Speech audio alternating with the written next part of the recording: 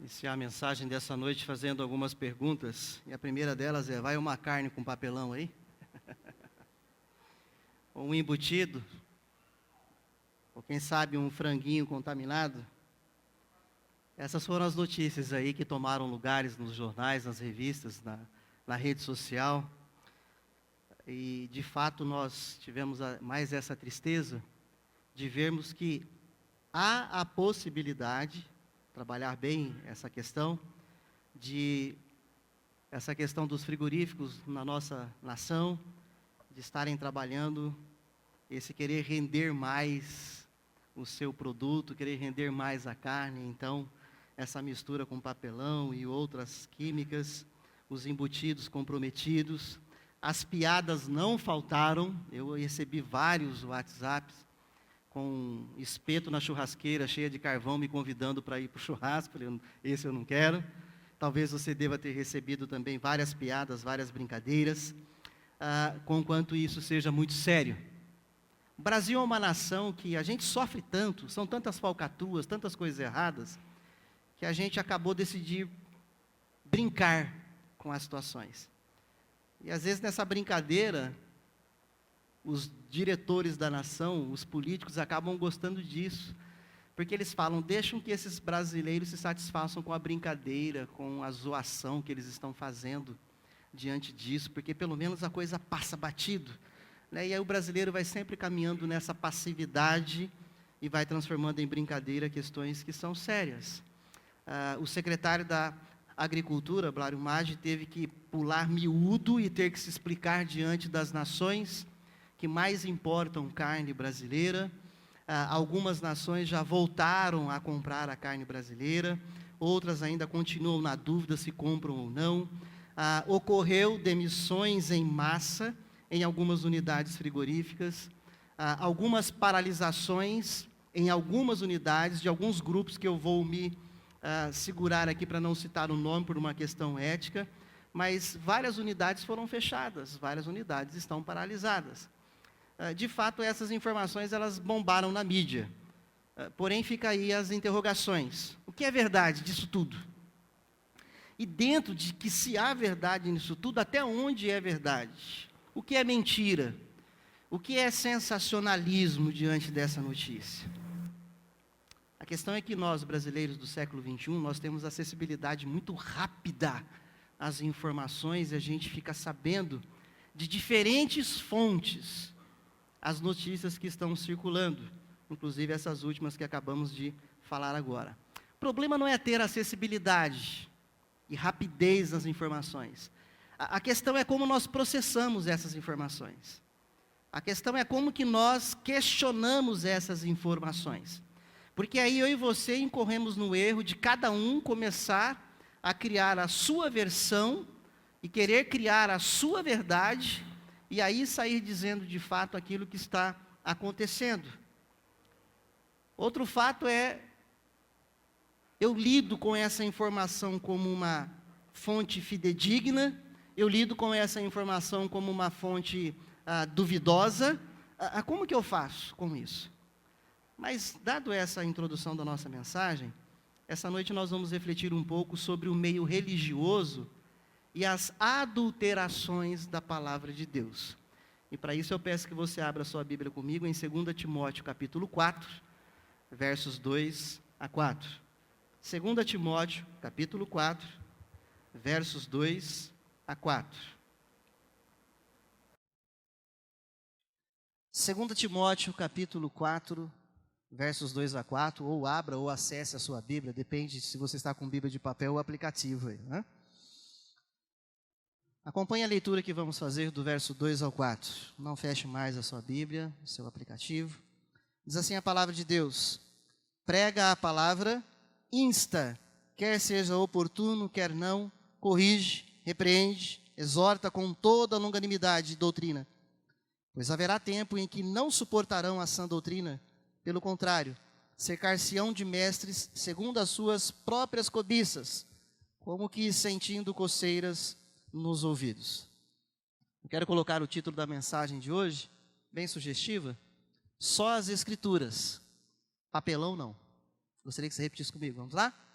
Só as Escrituras, papelão não. Em primeiro lugar, a Escritura, melhor dizendo, ela é suficiente. E todas as vezes que eu mencionar a expressão Escritura, sempre eu estou me referindo à palavra de Deus, de Gênesis a Apocalipse, e guarde esse detalhe: os 66 livros da Bíblia, que nós cremos, inspirados por Deus.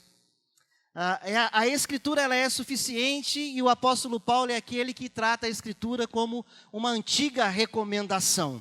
Olha o versículo 1, quando ele escreve a Timóteo: prega a palavra. O apóstolo Paulo chama a atenção de Timóteo para que ele se reporte à igreja do Senhor Jesus e à sociedade, pregando tão somente a palavra. E pregue a palavra, Timóteo, em todas as ocasiões. Volte seus olhos ao verso 1. Pregue a palavra, insta quer seja oportuno, quer não. Qual é a ocasião de se compartilhar e pregar a palavra de Deus? Vamos entender que pregar a palavra de Deus está restrito apenas ao culto aqui, o pastor pregando. Qual é o tempo de você falar da palavra de Deus por onde você passa? Todo tempo, em todas as ocasiões, mas também em todas as situações, porque o versículo 1 diz: prega a palavra, insta quer seja oportuno, quer não, corrige, repreende, exorta. Paulo está falando a Timóteo: Timóteo, pregue a palavra em todas as ocasiões e em todas as situações. Em situações onde o faltoso, aquele que está errado, aquele que está em pecado, precisa ser corrigido, precisa ser repreendido. Timóteo, prega a palavra em todo o tempo e em todas as circunstâncias, para que você exorte o caído. Exortação é dar uma palavra de ânimo, de fôlego novo, chamando as pessoas para prosseguir e continuar. Paulo diz: prega a palavra para o desanimado, para o desinformado da verdade. Ajude com a pregação da palavra, para que os olhos dessas pessoas sejam abertas na verdade. A Escritura, ela é suficiente para esta ação. Ela não precisa de corante para deixar o evangelho mais coloridinho ou agradávelzinho. Ministra essa palavra em amor. Ainda no versículo 1, no versículo 2, o final dele diz: exorta com toda a longanimidade. Timóteo, prega essa palavra em toda ocasião, em todas as situações, porque ela é suficiente para exortar as pessoas, para repreender as pessoas, para corrigir as pessoas. Mas Timóteo, ministra essa palavra em amor, em serviço às pessoas, com a longanimidade. E aqui eu quero chamar a sua atenção, que a palavra longanimidade, conquanto talvez você tenha já a definição dela formatada na tua cabeça, as expressões bíblicas, em alguns contextos, elas têm uma outra conotação. Ela tem um outro sentido. Para alguns, longanimidade é ser longânimo, paciente, aguardar as pessoas, suportar as pessoas, ok, também isso. Mas nesse texto que nós estamos lendo, que ela entra como um substantivo feminino, é a virtude de suportar com firmeza contrariedades, em benefício do outro. Ou seja, não aceite com que as pessoas falem diferente do que a verdade da palavra diga. Mas nesse não aceitar, contraria essas pessoas em amor. Não é para brigar com elas, Timóteo. Não é para ficar bravo com essas pessoas. Ministre a verdade a elas em qualquer tempo, em todas as situações, com longanimidade. Entendendo que elas estão sendo contrárias, não querendo ouvir a verdade, fazendo diferente, mas faça essa ministração com magnanimidade, generosidade, com bondade, para que essas pessoas então possam ser abençoadas. O apóstolo Paulo, ele diz: não se cale, não se intimide, mas exorta com longanimidade essas pessoas. No finalzinho do versículo 3, diz assim: com toda a longanimidade e, que diz aí no seu texto bíblico, e o quê? Quem está acompanhando? E doutrina. Versículo 2, obrigado. com toda longanimidade, doutrina. O que é a doutrina? Ah, não pode isso, não pode aquilo outro, é proibido aquilo. Não, é doutrina bíblica, é palavra de Deus. É a verdade absoluta do Evangelho que Deus nos trouxe. Paulo fala a Timóteo, prega essa palavra, insta, quer, seja oportuno no tempo para corrigir, para repreender, com longanimidade, mas a doutrina. E quando ele dá essa responsabilidade a Timóteo, Paulo está dizendo que é para ele pregar a doutrina pura, a sã doutrina, sem diluir as Escrituras. O que é diluir as Escrituras hoje? É eu pegar um texto bíblico e criar em cima do texto bíblico uma palestra de autoajuda, totalmente fora daquilo que é a palavra de Deus. O que é diluir o Evangelho? É tratar o Evangelho apenas com leituras de caixinha de promessa. Isso é diluir o Evangelho. Paulo está dizendo a Timóteo, prega, ensina, exorta com amor, mas que seja com o todo do Evangelho. O Evangelho, sim, de graça, que socorre, que abençoa, mas um Evangelho que chama ao comprometimento, ao engajamento, à santidade. É sem tirar e nem colocar nada nessa palavra. O apóstolo Paulo chama Timóteo para que ele pregue a palavra, dizendo que, Timóteo, a Escritura, ela é suficiente. A Escritura é suficiente. Não precisa de papelão ou de conservantes artificiais. Em segundo lugar, a Escritura é suficiente, não precisa de papelão, porque a sã Escritura denuncia o papelão. A sã Escritura denuncia o papelão. E aqui eu vou trabalhar um papelão diferente.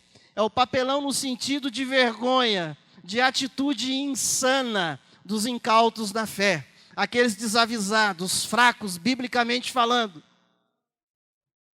E no versículo 2 que nós lemos, quando há esse desafio sobre a vida de Timóteo, para que ele pregue essa palavra, nós vemos que Paulo continua orientando a Timóteo a entender essa sã Escritura. Olhe o versículo 3, volte seus olhos à palavra de Deus, por favor. Pois haverá tempo em que não suportarão a sã doutrina. Paulo está dizendo a Timóteo, Timóteo, vai ter um tempo onde as pessoas não suportarão a sã doutrina. E eu quero trazer para o nosso linguajar de hoje. Haverá um tempo onde as pessoas não vão suportar uma pregação da palavra de Deus, uma mensagem bíblica que não venha com um papelãozinho, que não venha com as questões de conservante agradável às pessoas, para que então possa ser aceitável. Muitos incomodados com as passagens da Bíblia, que têm se inquietado diante de algumas passagens da Bíblia, eles têm tomado atitudes insanas. Crentes que não quer mais ouvir a Bíblia Sagrada porque ouviu fábulas, ouviu histórias, e passou a acreditar nessas histórias. Isso já acontecia lá.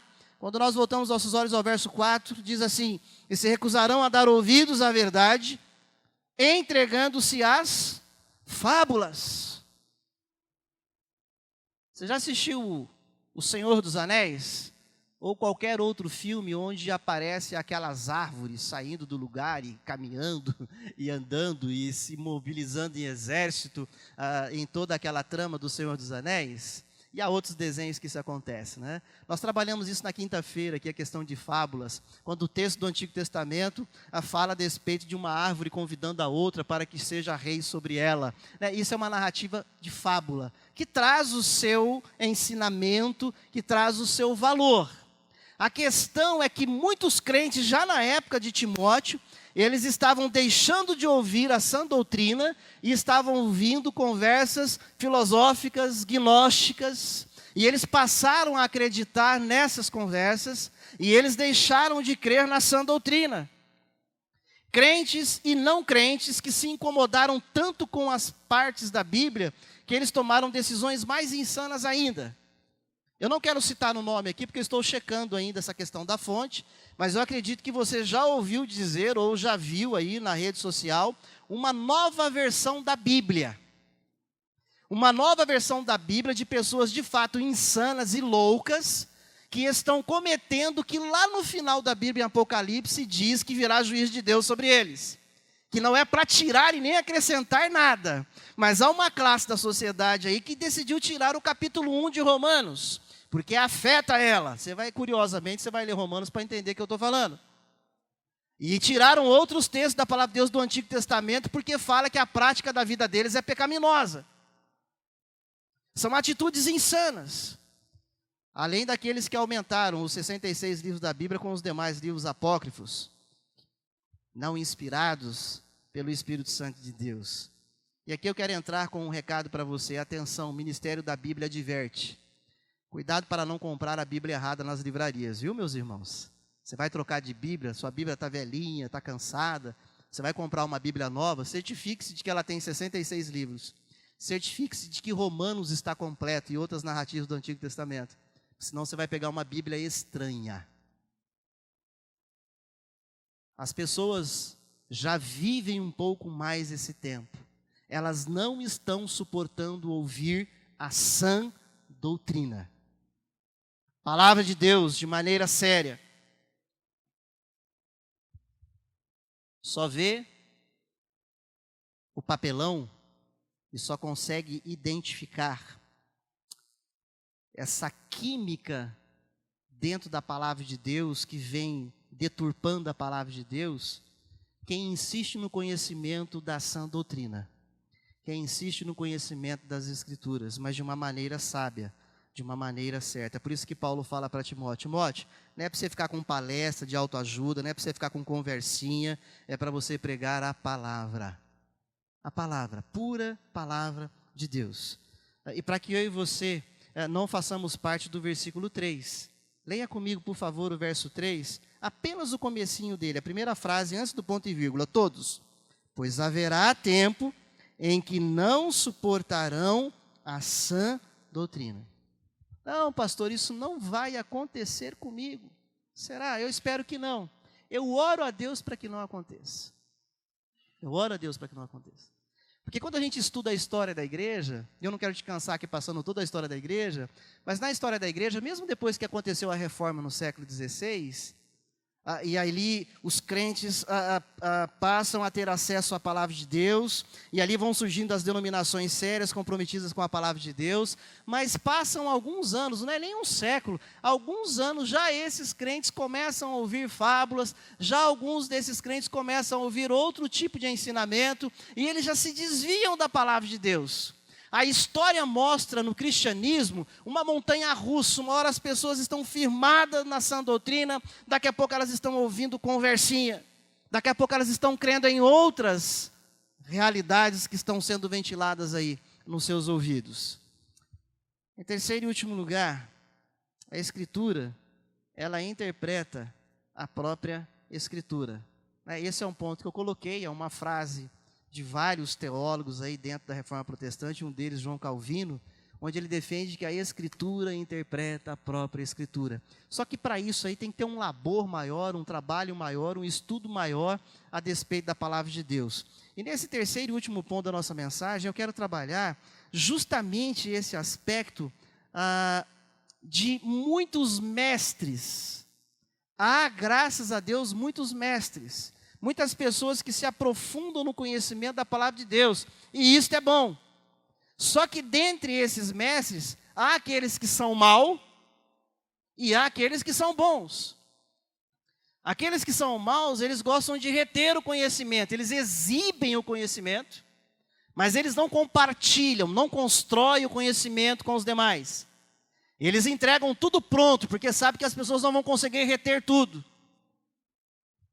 O mestre bom é aquele que compartilha e o que sabe ao mesmo tempo e caminha junto com as pessoas construindo esse conhecimento. Ele não manipula, ele não quer pessoas comendo na sua mão, ele não impõe a verdade dele, mas ele trabalha com perguntas, para que as pessoas então possam construir.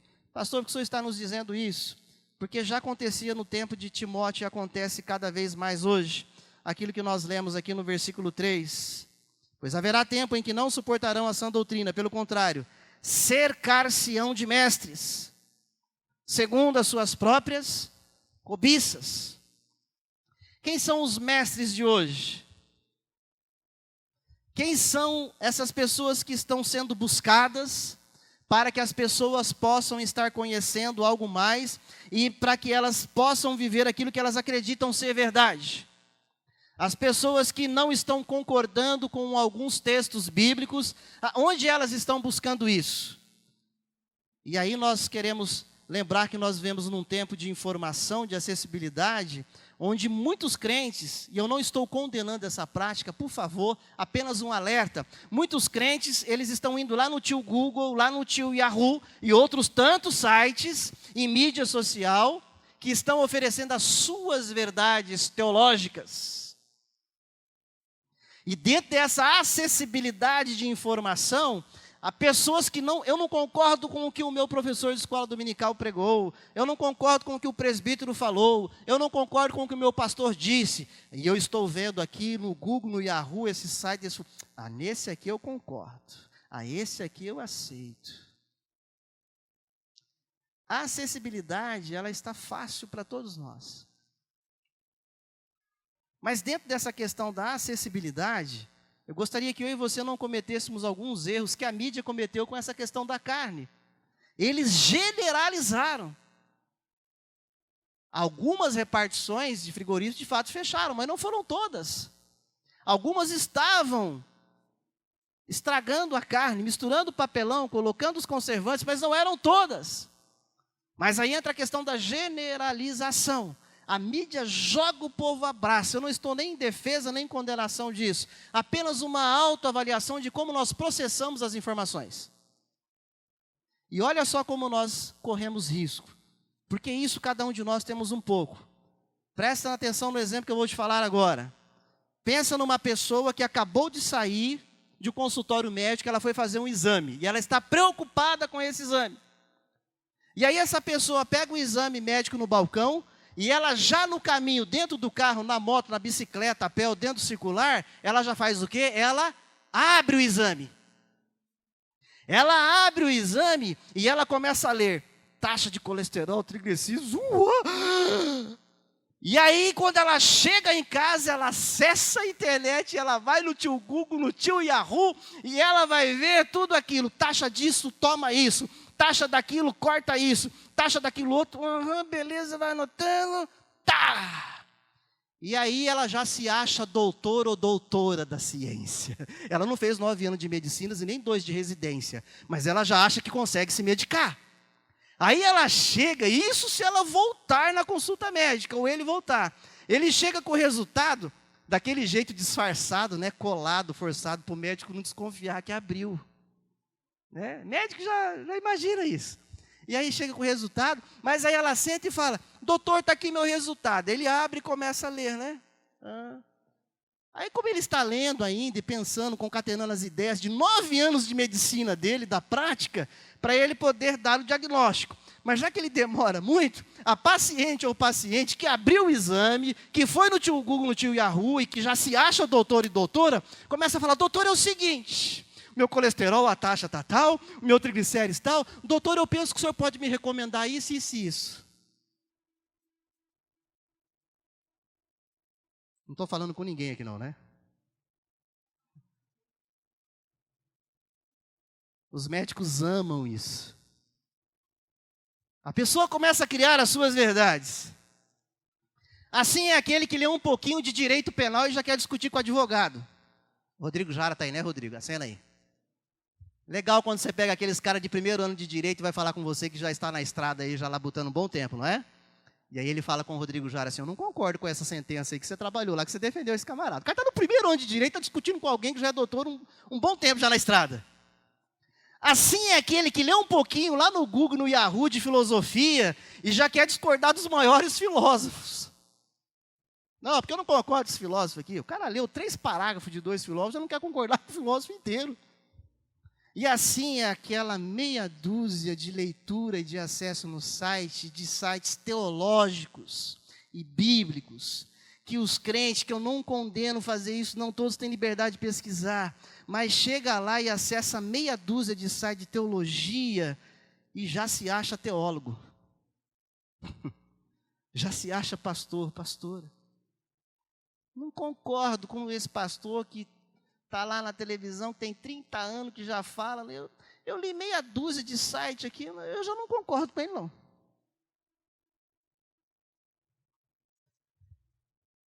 Eu gostei de ouvir um educador essa semana, e ele é um grande educador, e um grande filósofo, um grande pensador, que em uma das suas palestras ele faz o seguinte relato. Ele fala assim: dentre as universidades que eu dou aula no Brasil, em uma delas, a minha biblioteca possui 6.000 exemplares de vários assuntos. Eu tenho na minha casa, esse educador e esse filósofo falando, 17 traduções da Bíblia. E aí ele fala assim: Santo Agostinho ou Agostinho, aquele que é um dos pais da teologia, onde os grandes teólogos reformadores foram e beberam nas suas escritas, ele fala: Agostinho, um dos pais da igreja e da teologia, ele deveria possuir talvez 200 livros de diversos assuntos, mas eu possuo 6.000. E ele fala assim, e Agostinho, ele tinha apenas um exemplar da Bíblia. Mas aí ele acaba com chave de ouro. Esse educador, filósofo, ele termina dizendo assim: eu até tenho mais livro do que Agostinho teve em toda a sua vida. Eu tenho mais acesso a informações do que Agostinho teve em toda a sua existência. A diferença é que Agostinho, ele lia várias vezes a única Bíblia que ele tinha. Ele se debruçava e estudava profundamente a única Bíblia que ele tinha. E eu só leio um trechozinho dessa tradução, um trechozinho dessa e um trechozinho daquela. Por isso que ele se considerou embaixo da chinela de Agostinho. Fala, eu sou menor do que ele.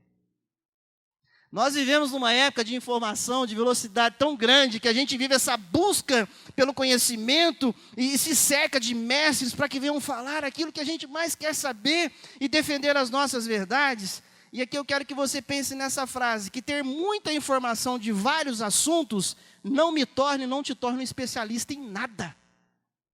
Nada. Mas o que nós temos hoje é uma geração da superficialidade em vários assuntos. As pessoas conseguem falar de vários assuntos, mas poucas conseguem ir a fundo em um único assunto.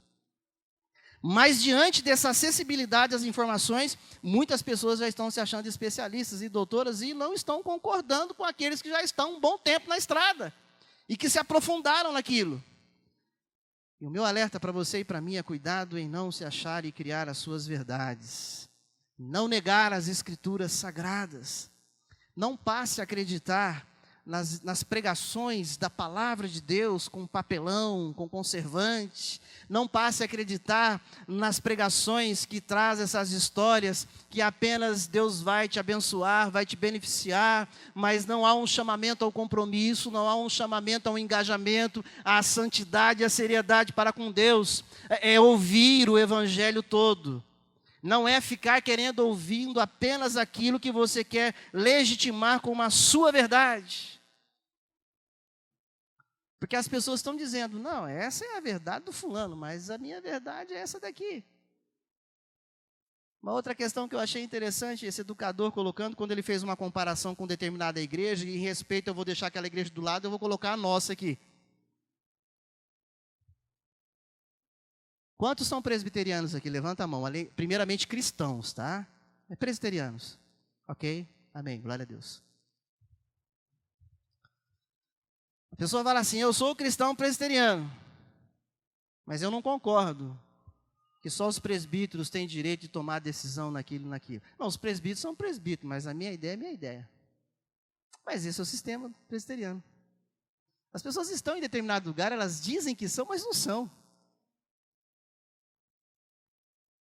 Não, esse é o meu ponto de vista, esse é o ponto de vista do fulano. Essa é a minha verdade, essa é a verdade do Beltrano. Então, nós estamos discordando muitas vezes por pouco conhecimento, pela superficialidade da busca das informações, e muitos acabam se perdendo.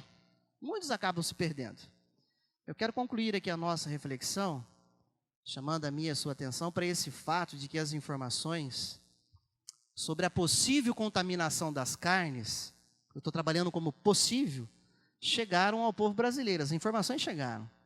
E outros, curiosamente, foram acessar o que estavam falando sobre o assunto. E o fato é que brincaram com o assunto. Não brincaram? Você recebeu piada? Quantos receberam piada aqui a despeito da carne com papelão? Quase todos. Eu também recebi piada a despeito disso. E a gente acaba brincando mesmo com isso. E eu sei que cada um tem as suas justificativas. Mas muitas vezes essas nossas brincadeiras servem como anestésico. Nós queremos negar a realidade que nos cansa. A gente está tão cansado de ser enganado que a gente usa essas brincadeiras como anestésico. E nós não vamos a fundo e não questionamos e não queremos resolver as coisas. A pregação da palavra de Deus, ela vem sendo cada vez mais alvo de adulterações. E o que eu quero dizer para você nessa nossa conclusão de mensagem é que, diante daquilo que está hoje nas redes sociais e na mídia, tem muita mensagem, estudo bíblico e pregação cheia de papelão. Cheia de papelão. E aí, não olharmos e brincarmos com isso, mas levarmos isso cada vez mais a sério. Onde há fumaça, há fogo. Tem gente que fala que é gelo seco. Eu fico no ditado mais antigo. Não vamos generalizar, nem todos os frigoríficos foram fechados, nem todas as grandes empresas estavam adulterando, mas algumas estavam, isso é comprovado. Nem todas as pregações e mensagens da rede social estão adulteradas com papelão. Mas uma boa parte está. E aí eu tenho conhecimento de causa, eu posso dizer melhor. Já dos frigoríficos eu tenho muito pouquinho, então eu me calo, só coloco na possibilidade. Mas naquilo que se refere às escrituras sendo pregado hoje, na mídia, na rede social, para a grande maioria dos pregadores, vem papelão de monte. E sabe o que é pior? É que muitos de nós, ou muitos de vocês, estão comendo mensagem com papelão. Entendeu? Tem papelão demais aí. Tem conservante demais. E isso faz mal para a saúde espiritual. E eu não quero continuar comendo esse tipo de papelão. Eu não vou brincar com essas coisas. Cuidado para não viver essa correria atrás de tanta informação sem questionar essas informações. Muitos crentes no século XVIII, no século XIX, que vieram da reforma protestante, deixaram de crer na sã doutrina e começaram a ouvir filosofias, começaram a ouvir ensinamentos, e aqui eu posso dar nome, de autoajuda, de budismo, de Seishonoye, de energia positiva, de crer que você tem um Deus dentro de você. E isso já aconteceu com o chamado Quakers, que é um grupo de evangélicos do século XVIII. Eram tementes a Deus, buscavam nas Escrituras, mas passaram a dar ouvido às fábulas. E eles passaram a acreditar, então, que agora Deus está dentro de mim, a energia está em mim, o poder está em mim, o que importa é eu sentir. Se eu estou sentindo, não preciso tanto de Escritura. Isso aconteceu lá. E isso vem acontecendo hoje. A história se repete. Porque muitas pessoas, graças a Deus, temos mais acesso à informação, mas não estão preparadas para lidar com as informações. Não estão sabendo acessar as informações. Estão recebendo de tudo e já acham que são especialistas em alguma coisa. Sem se aprofundar, sem questionar, sem perguntar, sem buscar orientação. Alguns crentes ouvem sobre essa defraudação e fazem piadas. Outros crentes ouvem essa defraudação e dizem misericórdia. Outros se cercam de alguns teólogos buscando resposta para si mesmo, e agora eles estão criando a sua verdade, a Bíblia não é mais suficiente, essa verdade para mim. Quantos pastores desencantados com a igreja, que hoje estão na mídia pregando contra o dízimo, que hoje estão na mídia falando que você pode ter os seus vícios, que Deus é amor e graça, Ele entende os seus vícios. Assim de pastores dizendo isso. E são pessoas conhecedoras das Escrituras, mas elas perderam o temor de Deus. E aí se tem crente que tem esses vícios, se tem crente que é contra algum tipo de atitude da igreja, ele vai atrás desses mestres, porque os seus ouvidos coçam tanto, e ele quer ouvir os mestres segundo a sua cobiça. Geralmente a gente gosta de ouvir quem fala o que a gente está fazendo. A gente gosta de ouvir pessoas que vão aprovar as nossas atitudes. E a palavra de Deus, que é orientado na vida de Timóteo através do apóstolo Paulo, é: prega a palavra, a sã doutrina, sem papelão, sem diluir. Por isso que tem muita gente aí engasgada espiritualmente falando. Eu vou até brincar um pouquinho, tem muita gente com o estômago embrulhado espiritualmente falando, porque come papel. Está achando que está comendo escritura. Está achando que está conhecendo a palavra de Deus. Pastor, como que eu faço isso? Como que eu vou continuar acessando? Como que eu vou continuar ouvindo? Porque é uma liberdade que todos nós temos. Aprofunde-se cada vez mais na sã doutrina, na palavra de Deus. Aprenda a interpretar a palavra de Deus pela própria palavra de Deus. Eu não estou aqui descartando os comentários bíblicos, o trabalho dos teólogos, que eu tenho na minha biblioteca vários comentários bíblicos. Eu tenho um pendrive com quase 2.000 volumes de comentário bíblico. Eu utilizo esses comentários, eles me ajudam a preparar mensagens, tudo. Mas uma das coisas que eu sempre aprendo é primeiro entender o que a Bíblia está dizendo. Depois eu vou para os comentários. Depois eu quero saber o que o teólogo fulano diz e pensa. Mas tem muita gente encurtando o caminho, ela quer pronto. O que o teólogo fulano pensa? O teólogo fulano fala isso, então é isso aqui. O mestre tal da teologia diz isso. Então, tem um monte de mestre mal aí. Mal intencionado. A Bíblia própria se interpreta. Só que tem que ter um estudo mais a fundo, mais sério, mais próximo dela. Essa igreja que você faz parte oferece isso para você em outros dias de reunião nela. Essa igreja tem se preocupado, e aqui alguns vão entender agora, por que a gente tem preocupação de ensinar hermenêutica bíblica na igreja presbiteriana da Coab. Por que a gente tem um cuidado de trazer algumas matérias que são dadas apenas em cadeiras de seminário de teologia ou faculdades teológicas para essa igreja? Obviamente que de uma maneira mais tranquila e mais acessível, num linguajar para todos aqui, não academicamente como no seminário teológico. Porque nós estamos cansados de ver crente comendo escrituras com papelão, com corante, com conservante que faz mal.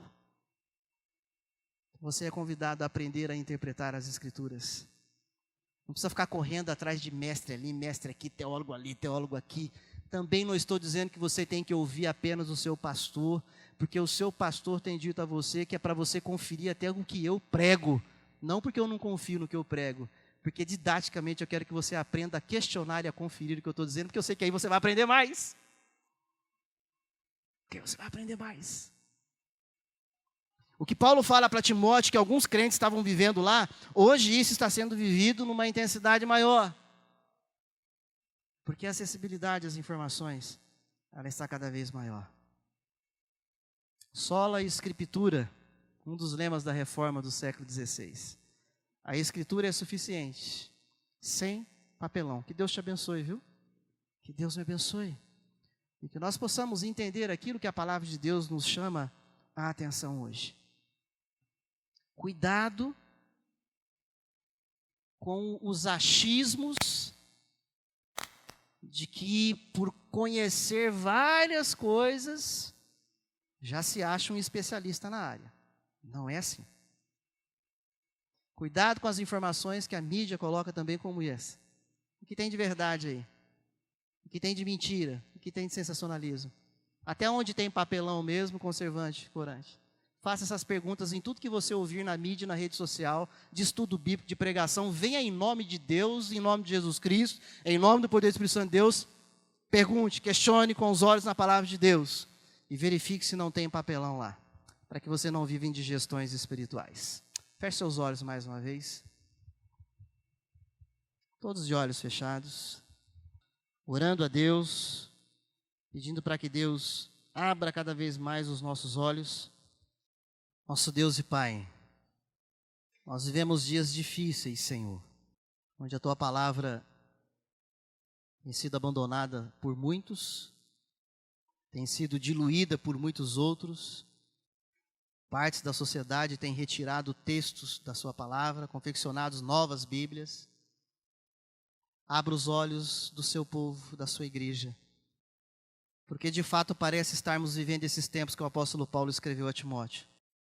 Pessoas na igreja e fora da igreja que não querem mais ouvir a sã doutrina. Senhor, que nem eu e nenhum dos meus irmãos aqui venham engrossar essa estatística. Livra-nos disso em nome de Jesus, Pai. Abra os nossos olhos. Dá-nos avidez, fome, sede de aprofundar no conhecimento das sagradas Escrituras.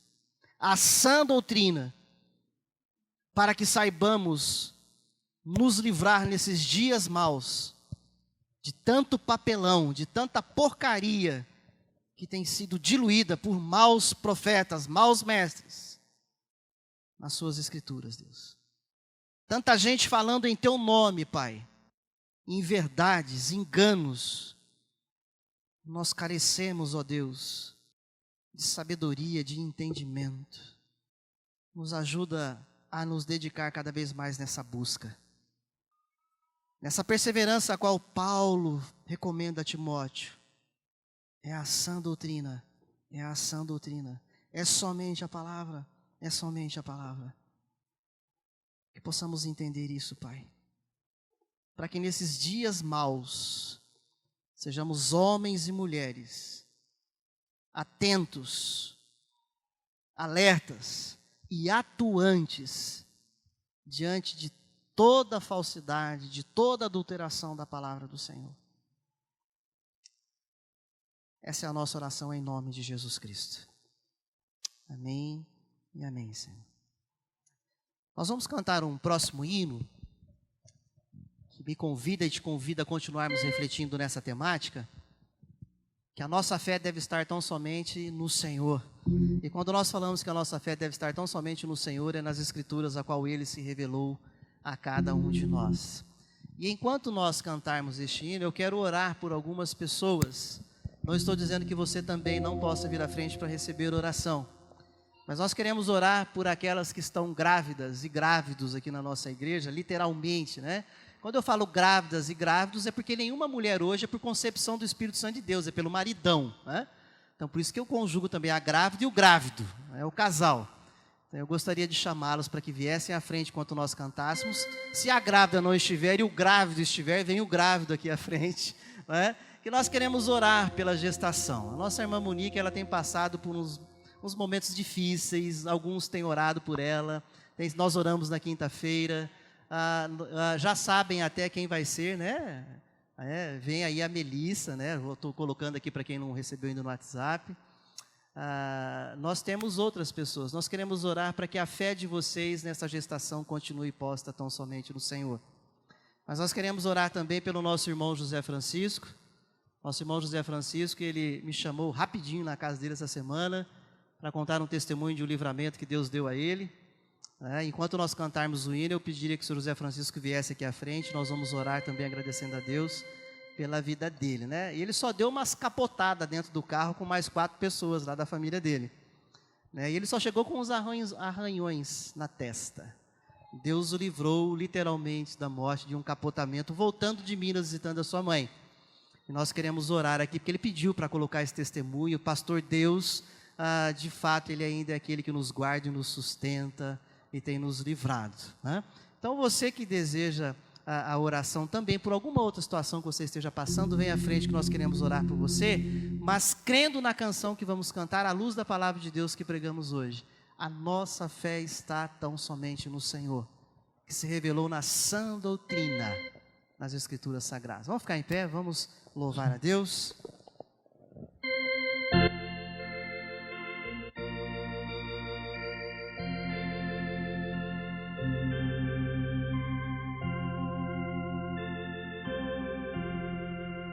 Somente ponho a minha fé na graça excelsa de Jesus, no sacrifício remidor, no sangue do bom Redentor.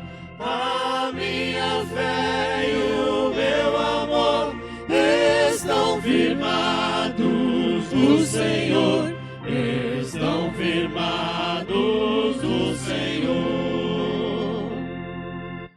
Se não lhe posso a face ver, é pela fé que vou viver.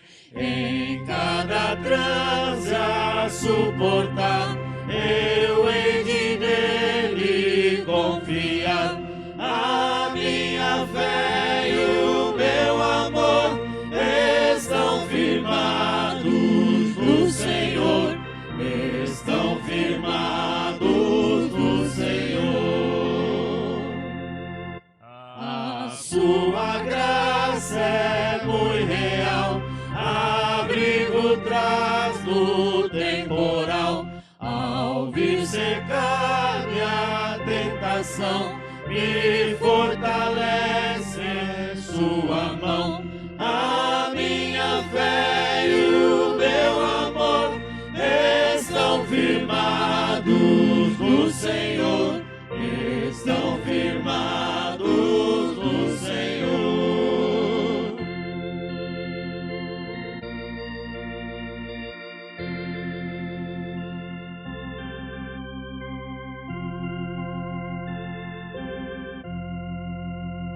Quando a trombeta ressoar, irei com ele me encontrar, e com os salvos cantarei louvor eterno ao grande Rei. A minha fé e o meu amor estão firmados no Senhor, estão firmados no Senhor.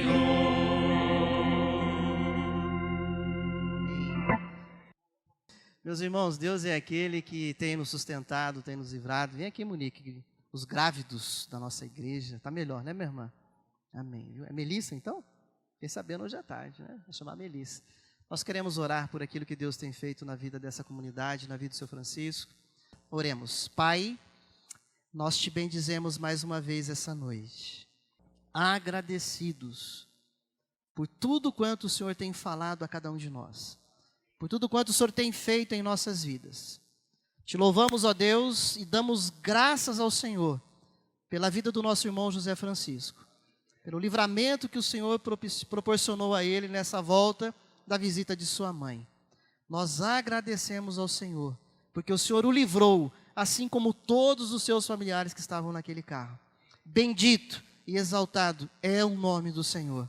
Nós te louvamos e bendizemos pela vida desse casal, Monique e Renan, pela vida da Melissa, Senhor, por essa gestação. Que o Senhor continue, ó Deus, abençoando essa gravidez. Que o Senhor continue, ó Deus, renovando a saúde, ó Deus, física, emocional e espiritual da Monique. Dando a ela, Pai, graça, dando a ela força. Abençoe a Melissa também, Senhor. Abençoe o Renan, ó Deus, nesse cuidado como esposo, companheiro, amigo de sua esposa. A vida do Lorenzo, ó Deus, também que já faz parte dessa família. Nós oramos, ó Deus, pela tua igreja que se reúne neste lugar. E que a graça de nosso Senhor e Salvador Jesus Cristo, que o amor de Deus, o nosso eterno Pai, que a comunhão, o consolo e a capacitação do Espírito Santo de Deus seja sobre a sua vida, sobre a minha vida hoje e até a volta gloriosa de Jesus, no nome de quem nós oramos. Amém e amém.